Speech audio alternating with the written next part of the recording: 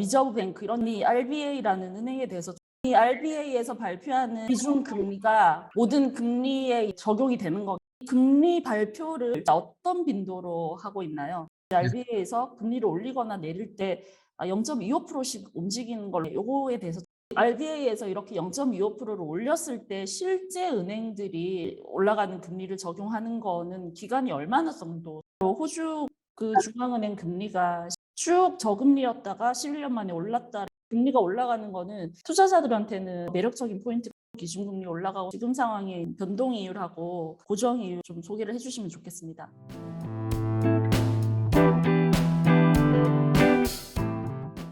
안녕하세요, 고 대표님.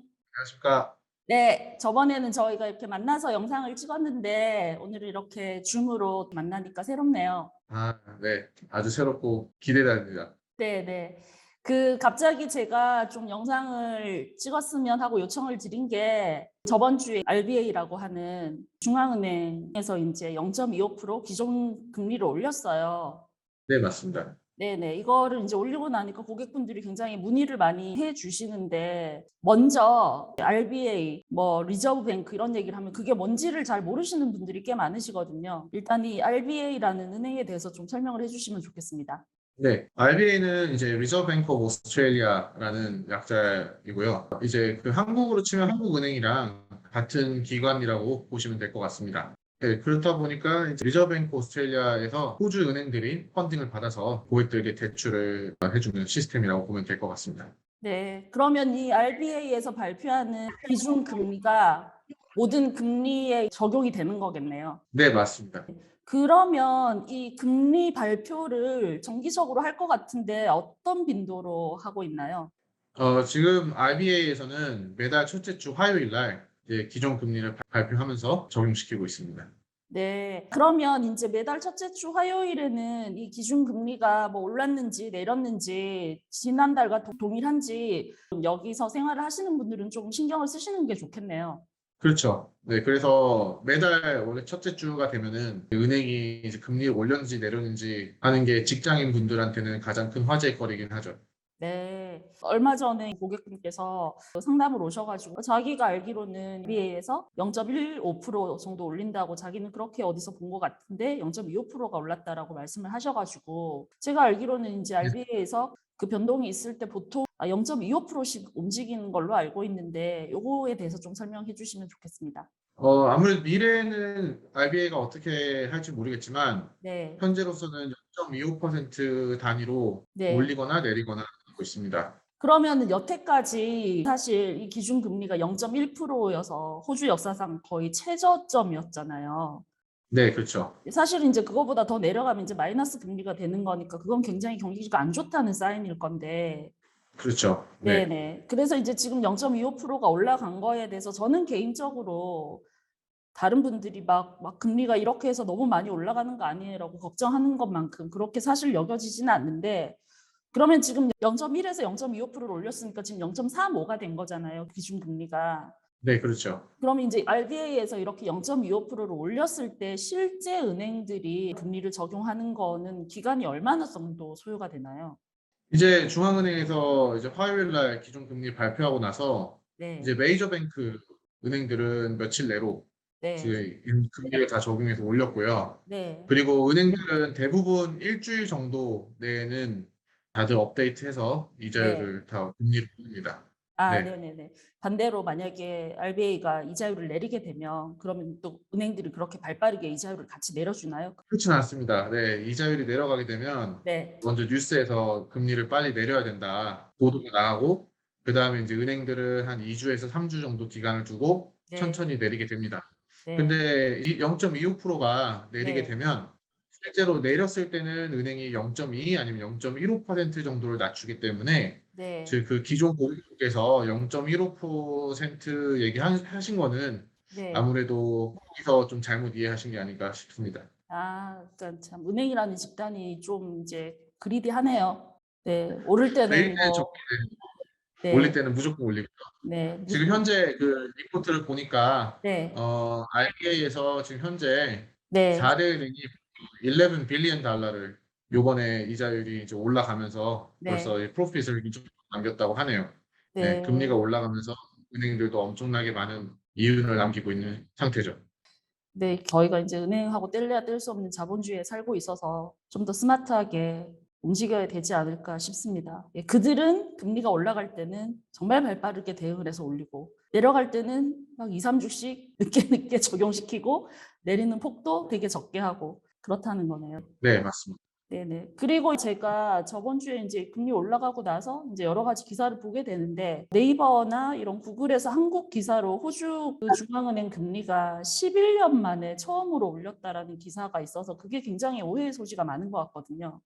왜냐면 실제로 저희는 호주에 아, 살고 있고 여기 로컬로 살고 있잖아요. 그렇죠. 네. 대표님은 몇 년째 살고 계시죠?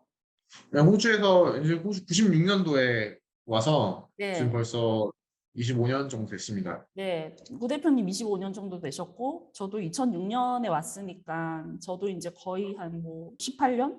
네, 이렇게 이제 20년이 네. 되어 가는데, 제가 처음에 집을 살 때가 2009년이었고, 그때 제 기억에 이제 기준금리가 6%대였고, 제가 모기지 이율을 8.5%로 시작을 했었어요.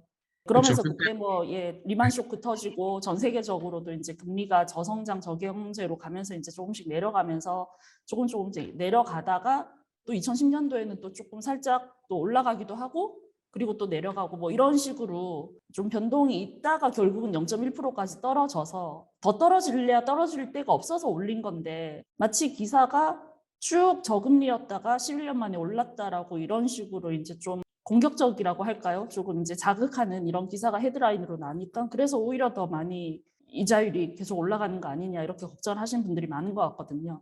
네. 아무래도 이제 예, 저도 은행에 처음 일 시작한 게 네, 2011년부터 일을 시작했는데 네, 이제 그때부터 기준금리가 계속 내려갔었죠. 네, 예, 보니까 11년 전에 4.75%가 기준금리였는데 네. 예, 지금 근래 0.15까지 내렸었고 네, 그리고 정부에서도 이제 마이너스까지 가는 것도 심각하게 고려를 했었던 걸로 알고 있어요. 네, 하지만 아무래도 마이너스까지 내려가는 거는 솔직히 기대하는 건 너무 무리였다고 생각하고요. 네, 네, 그래서 아무래도 전 세계적으로도 지금 기준금리가 인상되고 네, 있으니까 네, 네, 당연히 올라가는 건 당연하다고 봅니다. 네. 금리가 올라가면은 좀 부동산 마켓 같은 경우에는 집을 사시려고 했던 분들이 생각을 다시 하시게 되면서 렌트를 더 사실 수밖에 없잖아요. 그렇죠. 그래서 렌트 수요가 네, 많이 늘어나면서 이제 렌트비가 더 빠른 속도로 상승을 하게 되고 이런 게 있거든요. 그러니까 사실은 이게 금리가 올라가는 거는 투자자들한테는 조금 더 매력적인 포인트가 될 수도 있는데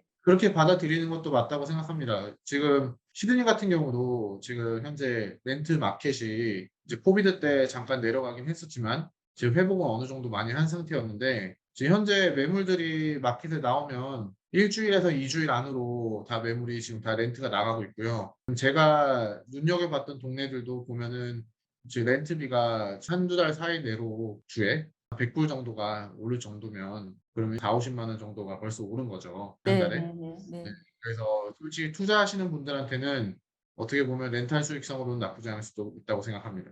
네, 맞습니다. 저희도 렌트 관리를 많이 하고 있는데 굉장히 애플리케이션도 많이 들어오고 빠른 속도로 렌트 매물은 빠지고 있어서 렌트 마켓은 완전히 회복이 된 것 같아요. 네, 그렇죠. 네, 네. 그래서 그 집을 사시려는 분들이 이 이자율이 올라가는 것 때문에 이제 모기지 부담을 느끼시고 주춤하시더라도 결국 이분들이 렌트를 계속 살아야 되기 때문에 그럼 렌트 값도 올라간단 말이에요. 그러니까 같은 비용이 상승을 하는 거기 때문에 예산 내에 괜찮은 집이 있다면 계속해서 긍정적으로 검토를 하셔도 된다고 저는 생각을 합니다.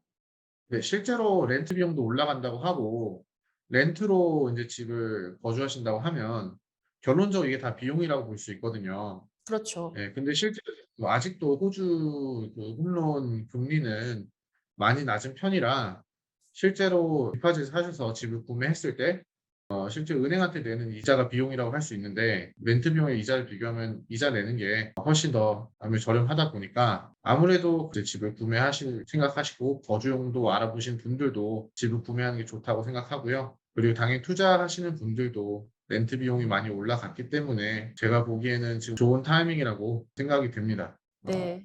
그리고 실제로 저희가 0.1%였을 때 이자율하고 지금 0.35% 기준금리 올라가고 나서 은행 이자율이 막 그렇게 드라마틱하게 많이 올라간 것 같진 않거든요.